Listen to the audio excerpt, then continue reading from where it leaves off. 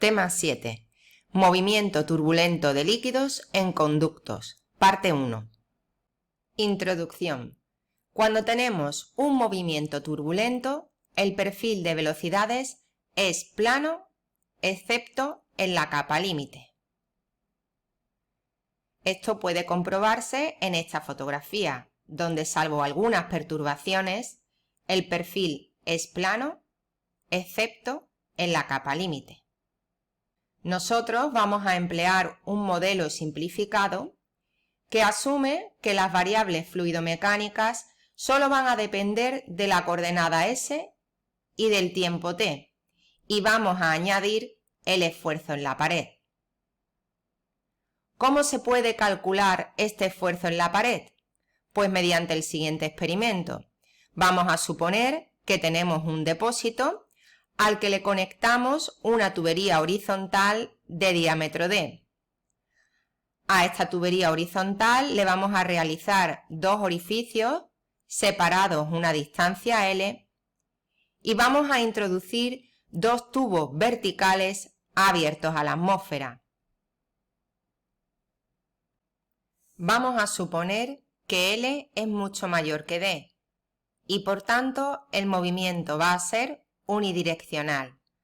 También vamos a suponer que el movimiento es permanente y por tanto tendremos fluidoestática en los tubos verticales.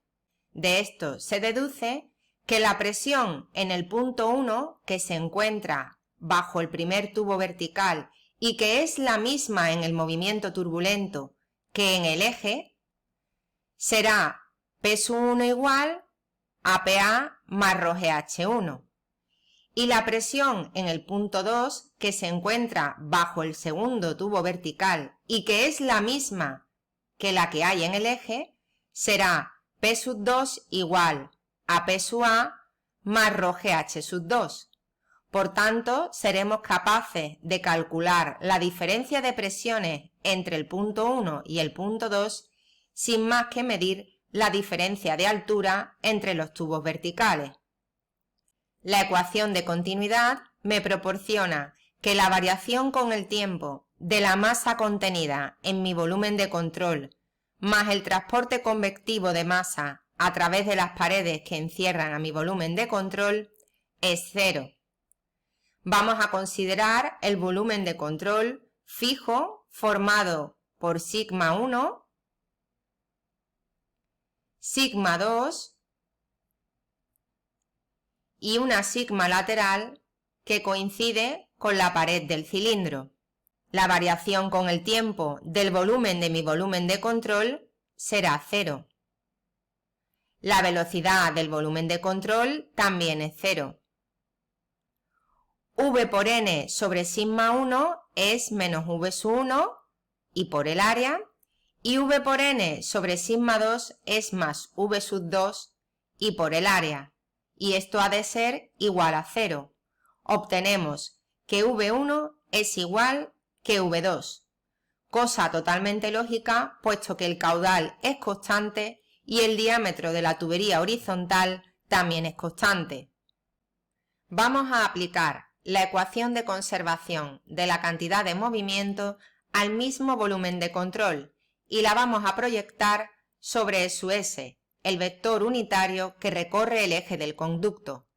La ecuación de conservación de la cantidad de movimiento nos dice que la variación con el tiempo de la cantidad de movimiento contenida en mi volumen de control más el transporte convectivo de cantidad de movimiento a través de las paredes de mi volumen de control ha de ser igual a la resultante de las fuerzas de presión más la resultante de las fuerzas de viscosidad más la resultante de las fuerzas másicas sobre mi volumen de control. La variación con el tiempo de la cantidad de movimiento contenida en mi volumen de control es cero, ya que mi problema es estacionario y mi volumen de control es fijo. Por tanto, la cantidad de movimiento contenida en él es siempre la misma. La velocidad del volumen de control es cero. Y como la velocidad sobre sigma 1 es igual a la velocidad sobre sigma 2, el transporte convectivo sobre sigma 1 es igual a menos el transporte convectivo sobre sigma 2 y al sumar se van. Sobre la sigma lateral, el transporte convectivo es 0 ya que tenemos una pared. La resultante de las fuerzas de presión sobre sigma 1 queda P1 por el área E sub S y sobre sigma 2 queda menos P2 por el área E sub S. Sobre la sigma lateral, la resultante de las fuerzas de presión tiene dirección E sub Z y al multiplicar escalarmente por el vector E sub S se nos va. La resultante de las fuerzas viscosas queda menos tau sub P por el perímetro mojado por L E sub S. ¿Qué queremos decir con perímetro mojado? Pues si tenemos una tubería que no está completamente llena de líquido, el esfuerzo en la pared solo va a aparecer donde hay líquido, es decir, sobre el perímetro mojado por L. La resultante de las fuerzas másicas también tiene dirección E sub Z y al multiplicar escalarmente por E sub S se nos va. La suma de la resultante de las fuerzas de presión y de la resultante de las fuerzas de viscosidad ha de ser 0. Despejando, obtenemos que la diferencia de presiones por unidad de longitud ha de ser igual al esfuerzo en la pared entre el radio hidráulico, donde el radio hidráulico es el área entre el perímetro mojado. Hemos demostrado, por tanto, que puede determinarse experimentalmente el esfuerzo en la pared, ya que la longitud y el radio hidráulico son datos y la diferencia de presiones puede hallarse sin más que leer la diferencia de altura en los tubos verticales. Para una tubería circular, el radio hidráulico, que es el área entre el perímetro mojado, queda πd al cuadrado partido por 4 entre πd, es decir, de cuartos o lo que es lo mismo, R medios. El radio hidráulico no es el radio.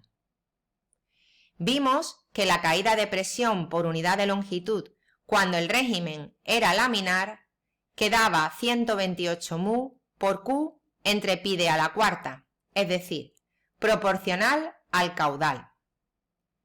Para régimen turbulento resulta tau sub P entre el radio hidráulico. Definimos el coeficiente de fricción como el resultado de adimensionalizar el esfuerzo en la pared entre ρv al cuadrado partido por 2 y definimos el factor de fricción como 4 veces el coeficiente de fricción, es decir, 8 tau sub P entre ρv al cuadrado.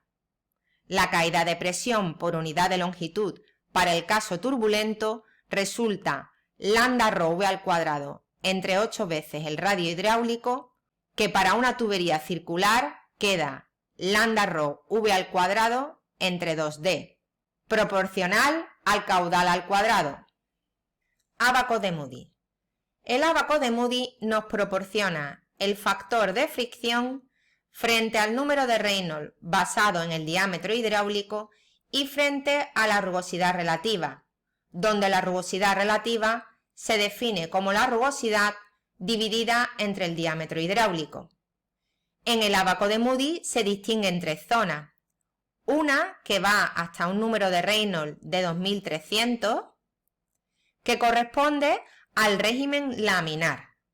En el régimen laminar, el factor de fricción es una línea recta cuya pendiente es 64 entre el número de Reynolds.